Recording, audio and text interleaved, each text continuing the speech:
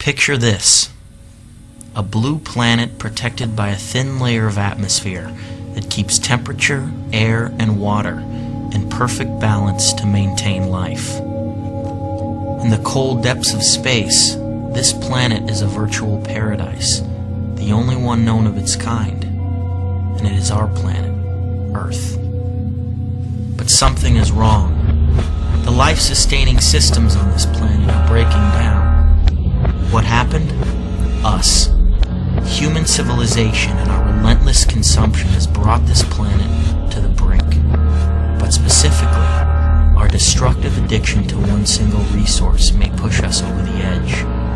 And that resource is oil. Oil is essentially ancient sunlight. Since the dawn of time, plants captured sunlight.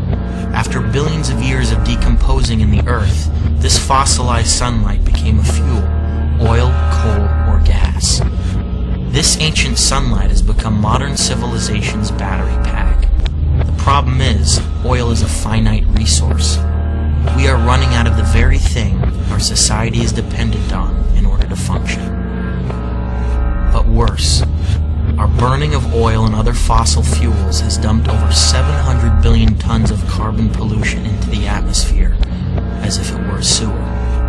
We are altering life on this planet as we know it. How?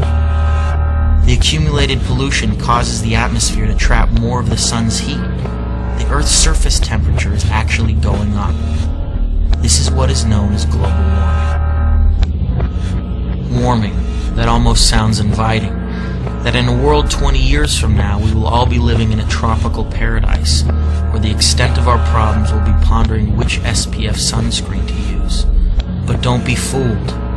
Thousands of climate scientists agree that global warming is not only the most threatening environmental problem, but one of the greatest challenges facing all of humanity. The 1990s alone have been the warmest decade of the entire millennium. Temperatures have already gone up by 1 degree Fahrenheit in the last century. Maybe that doesn't sound like a lot, but it is. It only took 4 small degrees to shift us out of the last ice age. When you turn on the TV and you hear about killer heat waves, extreme weather conditions, freak storms, drastic flooding of cities, rising sea levels, giant chunks of ice breaking off from the Antarctic, coral reefs bleaching out and dying, make the connection. It is global warming and climate change. In the face of this disaster, what have big corporations and politicians done about it?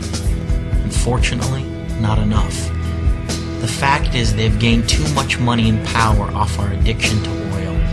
This makes them dangerously resistant to change. But are we? We must demand a separation between oil and state. We can get off oil and slow down global warming. We can use energy more efficiently and support renewable, clean energy sources, new green technologies that don't burn carbon like hydrogen fuel cells, wind and solar power. We can vote for leaders who care about protecting your health, the air, and the environment. We can support nonprofits who are making a difference. We can be environmentalists. So get educated, stay educated, so we can think for ourselves, and join the fight to save this unique blue planet for future generations.